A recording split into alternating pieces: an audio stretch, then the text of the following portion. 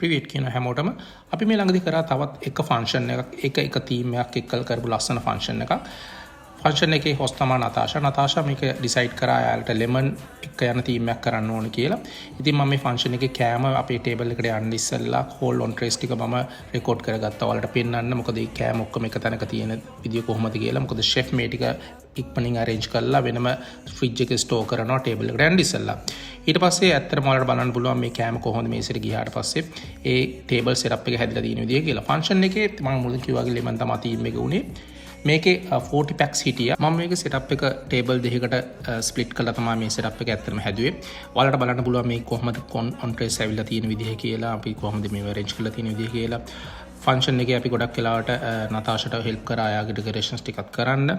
ඉතින් ඇත්තටම ගොඩක් එයා එන්ජොයි කරපු දවසක් වුණා. එයාගේ 50th බර්ත්ඩේ එක තමයි එදා එයා සෙලිබ්‍රේට් කරේ. ස්පෙෂලි කියන්න ඕන නතාෂට මේ ෆන්ක්ෂන් එකේ අවශ්‍යතාවය තිබුණු විදිහට මේ හැමදේම සිද්ධ වුණා. මොකද මගේ ස්ටාෆ් එක ගොඩක් වෙලාවට මෙයාලට හෙල්ප් කරා මේ ෆන්ක්ෂන් එකේ ආ කැමති විදිහටම මේක එයාලට කරගන්න. ගොඩක් එන්ජොයි කරා. අපි හැමදාම ලයිව් පර්ෆෝම් වුණේ යලීනා. මේ ෆන්ක්ෂන් එකේ ලයිව් පර්ෆෝම් කරේ යලීනා. ගොඩක් අය එන්ජොයි කරපු විදිහ වලට බලන්න පුළුවන් මේ ෆන්ක්ෂන් එකේ යාලා.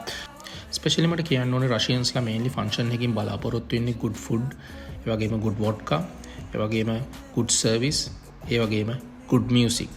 ඔය හතරම එකට කම්බයින් වුණාම යාළුවගේ ෆන්ක්ෂන් එක හරිම එන්ටර්ටේනින් වෙනවා. 7 days open වෙලා තියෙන අපේ රෙස්ටුරන්ට් එක හවස 5න් පස්සේ හැමදාම ඔපරේට් වෙනවා.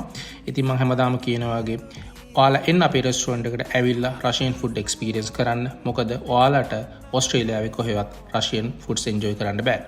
එහෙනම් අලුත් වීඩියෝ එකකින් ආයෙ හම්බෙන්න බලාපොරොත්තු වෙයි. හැමෝටම දස් විදානිය.